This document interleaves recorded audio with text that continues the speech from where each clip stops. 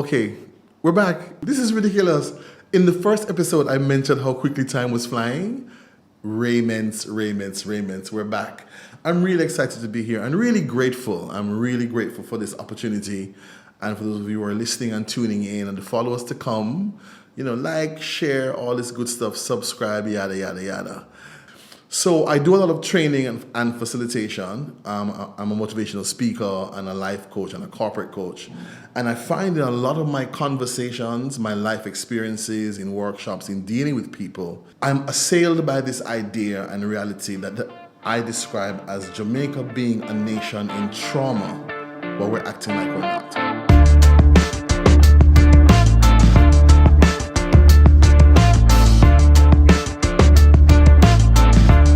Some things are becoming normalized. So I'm concerned for Jamaica. I feel like we're going to implode or explode. And especially when you deal with young people, with youth, because they're absorbing their environment. They're absorbing the way they're being raised, the way they're being spoken to, the way they're being treated. Recently a young girl, and she must have been about 14, in a session said to me, "Boy, sir, I know the adult, them a kill we off." She's 14. Because they've been hearing all these stories in the news of children being killed by adults or children going missing and then being found dead. So a little 14-year-old girl says, "And now, sir, on top of all the other things we have to deal with, adults are killing us." And so we have to pause. Jamaica needs some national campaigns.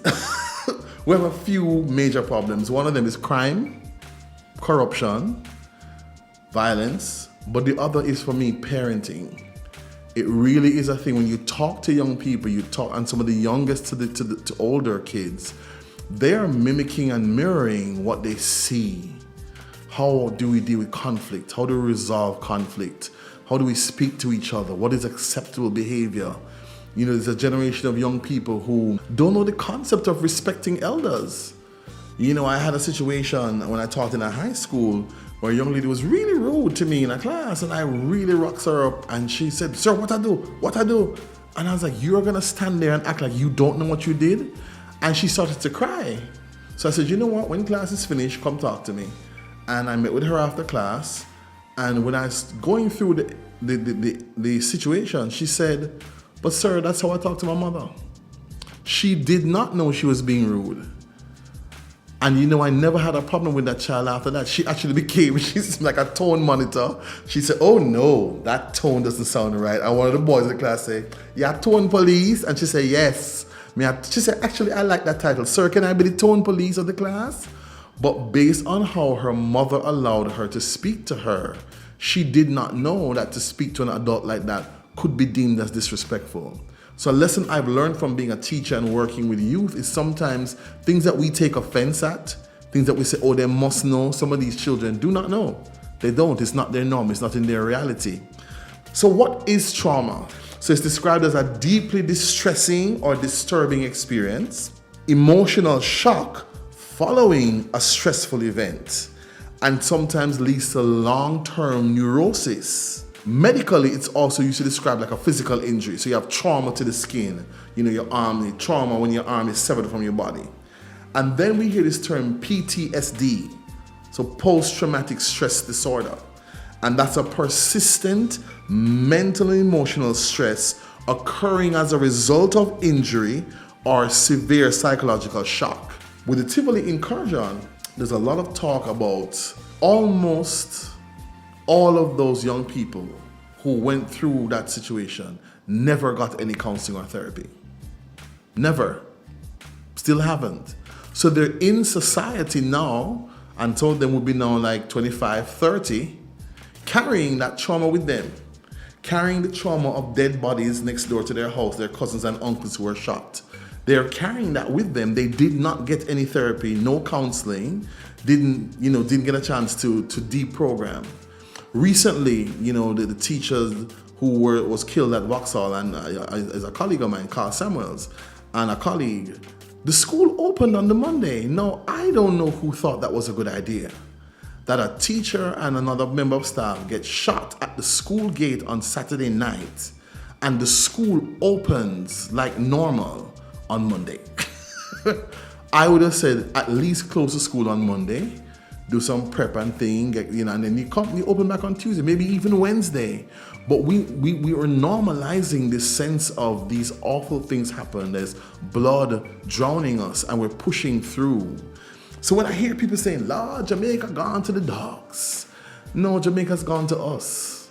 It hasn't gone to any dogs. It's us. We are Jamaica. We are this society. We're it.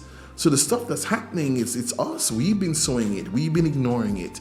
We've been allowing things to take over, and it's all these awful young people that have no manners, and the youth are this. Is we raise them? They're not raising themselves. So where are they learning this from? When you deal with children as young as 5, 6, 7, they are mouthing and mimicking what they hear around them. From the bad word them, to the insults, they're not making it up. Sometimes you work with young kids, they can't sit still. They can't respect each other. The bullying, the name calling, the aggression, the least little thing, and the names they call each other. Where is that coming from? So we have to kind of pull back, I think, and pause. And when you look at violence, when we listen to our news, the first 5, 6 stories is murders. 2 men had an argument in a bar and a knife came into play, and then one person is dead. And for some people, that becomes normalized. That's what's in their reality.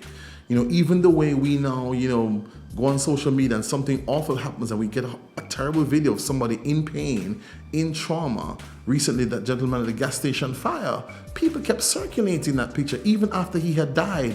And I kept thinking, his family, they're grieving. But there's a numbness that's hit us.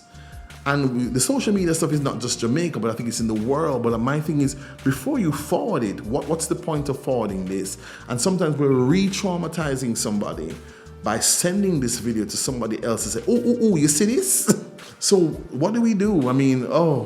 The gender-based violence. So I'm going to say maybe 10 to 15 years ago, there were like 2 or 3 chilling cases of Jamaican men abroad. These men were in America, killing their female partners, sometimes children and themselves. I remember saying to colleagues then, this does not all go well. This speaks to the way we're raising our men. This speaks to this sense of ownership. If you're there with me, you belong to me. You have to do what I say. Plus, you can't give me bun. You can't diss me, because if you diss me, I have to defend it. Our men, a lot of our men don't know how to deal with rage. Don't know how to deal with hurt feelings. So the woman gave a bun. Recent case, she in the bed with the soldier man in your house. You have to defend it. So you have to kill her, kill him, and then sometimes kill yourself. The gentleman who apparently I gather was a pretty decent stepfather, but something in him clicks and says, if I dismember this woman's 8-year-old son, this is how I'll get back at her.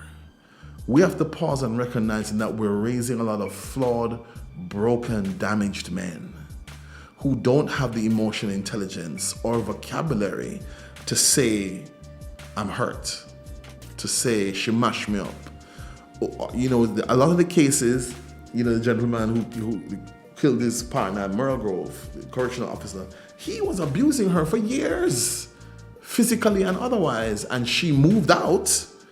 And that was the trigger that snapped. And this man who was a physical abuser, adulterer, all these other things, felt righteously indignant enough to take this woman's life. And I'm not going to call her name because I'm trying to behave since the show just started.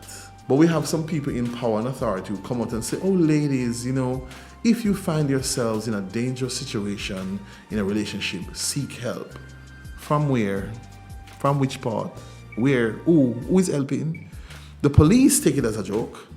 Oh, it's man and woman business. Or I've had women who say, him lick you? We can't do nothing till him actually lick you. But he's coming to my house and threatening to kill me though. But him don't do nothing yet? What does that mean? Some women take screenshots of the abusive messages on social media. And the police say, we can't do nothing, or man and woman business. And not just male officers, but female officers as well. Jamaica small, so we have no emergency shelters. We have no underground railroads for women, because which they have in America, where there are organizations and volunteers and people who hide women from crazy men who will track them down. And we don't have anything like that in Jamaica. And we need some emergency situations. We need more responsive action from the police officers. And we need better training. You know, there are cases of people who the man threaten and then he eventually does what he says he was going to do. You know, some things that you hear. There's a case years ago, and the young man eventually killed the girl when he came out. He molested her when she was younger, went to prison. When he got out of prison from doing the time for molesting her, he moved back into the house with her. She's now a young adult, or 18, 19. So he fixates on her again, and then starts to threaten her, and he killed her.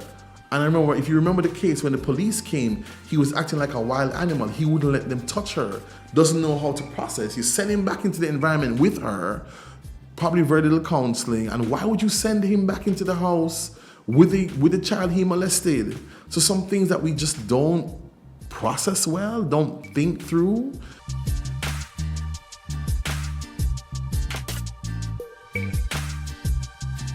So we're fumbling the ball. We're fumbling the ball where sometimes there's an obvious situation that requires an intervention, that requires proper follow-up, that requires reporting, and we don't. And then we have the additional thing of cultural movers and shakers, people in authority, position with credibility, talk foolishness sometimes. So recently this conversation that women should not be bothered by or complain about catcalling. Are you serious? Have you ever been catcalled, sir? Let me tell you, I've done workshops where I feel like I want to cry. Like my blood run cold when women and girls tell you what they have to endure to get from school to home. The constant barrage of men saying things, rolling down their car windows, big tough ass steering man seeing little girl in them school uniform and offering them rides and sweetie and credit. Really? No, catcalling is not appropriate. And we have to name things. It's disrespectful. And then worse for a lot of women, if you don't respond appropriately, you suddenly become a dirty gal and da-da-da-da-da-da. And we can't normalize that. The woman did not ask for your attention. And if you want to give her a compliment, there's a way to do that. So I think we have to pedal back on some things and stop trying to make excuses for things that are traumatizing or traumatic and are also disrespectful and create a really negative energy in our spaces. So Fabian, you're complete. You're talking about plenty of negative things. What's the possibilities? I think we have to really draw a gear, have some serious conversations and get some interventions. The first easy one for me is I think most of us, as many of us in our spheres of influence, in the spaces we navigate, have conversations with young men, with young women, with older people, younger people. When we see things happening, I recently was in a restaurant and saw a young man who worked in the restaurant just up in his colleague's face with his fingers, and I'm like, no. And I said to her, I want to apologize to you because whatever made him feel like he had the right to speak to you like that. And even if somebody says something to you, so we have to be talking about conflict resolution, walking away. We have to also look at, taking a deep breath before I say this one because this is going to make some people uncomfortable, but my back broad is all right. And I'm going to do a show on this anyway. Some people say it's not marginalization, so maybe it's not marginalization, say it's a different word. Something is happening to our boys, and it's based on how we're raising them. It's based on how we're encouraging them to dumb themselves down, to not be smart, to not be articulate, that's too girly, so you can't cry, stop crying, yeah, gal? We're telling them, they have to wear this mask, this social mask. So I say to young men and older men, I say, if you don't want nobody to see you cry, bust a big ball in your bathroom. Bury your face in the pillow and bust a big crying. Get it out your system. Because since you can't cry in front of your brethren them or get some brethren you can be honest in front of and say, she hurt me. Say, I'm confused, I don't know what to do. But this pretense of, yeah, man, a bad man, you have to defend it. And she diss you, so you have to sort her out. So something is happening in the messages we're sending boys, in the things that boys are absorbing from the environment, because again, they're not making it up. And so we have to look at emotional intelligence for our men. We have to look at spaces of being vulnerable and being honest, but also like retool our concept of relationships. You don't own nobody. Nobody's your child. You're trying to build a life together with someone. And gentlemen, let me say something to you. If you decide to spend money on a little catty or your queen, let go for the money here. Don't expect that she must stay with you because you are choosing to spend this money. So let it go. Now, I'm not saying that women must use you and set you up and not love you, but you decided to pay her school fee. You decided that paying her rent and paying for her hair and doctor bills and sending the kids to school was somehow your way of being her man. So if she don't stay with you, argue your bun, buy some cheese and call it Easter. Worse if you was giving her a bun anyway. But again, we're not raising men who are able to navigate that and say, okay, I saw the thing set up. I'll find the person who deserves me. But I have to defend it because worse if my brethren them know. So some man tell you, she dissed the program. She tell me about my mother in front of my friend them. So you have to defend it now because she embarrassed you publicly. And then, you know, women now, they're fighting back with women, their mouth hot, their mouth strong. And so when some men tell you what them girlfriend tell them and say, but Bridget, you could have walked away. But in their head, no. She said this to me, I have to defend it. So it's a mindset we have to shift. I had a workshop with some kids today, and I could not get them to acknowledge or deal with the fact that you don't have to respond to everything somebody said. Them say, well, no, sir, you have to tell them something. That's the culture that we're raising them in. So we have to start to have some different conversations. I think we need a national intervention on gender-based violence, on masculinity, but also on parenting. We need a thing with the parenting. A lot of schools tell you the parents who come to PTA are usually not the ones who need to be there. A lot of parents want to come to school and fight the teacher. They want to come and fight students because their child make them touch me picnic. Or some people who are a little more passive aggressive and they will come in and say, are you so and so and so? And pick at children. How can you as an adult want to go in and accost a child because your child tell you something? What example are we setting? We have to do better. We have to be better in our homes, in our communities. How are we talking out, disagreements, aggression? What are our children seeing in our homes, in our communities, in our churches, everywhere? What examples are we setting around how we deal with each other? What are our interpersonal relationships? I believe as Jamaicans, we're amazing. There's something in our DNA. There's greatness in us. Now, I think it tied to the fact that we had the worst and most brutal slavery in the region. They sent the troublemaking slaves to Jamaica and then sent the worst slave owners to break that. That's just in the history.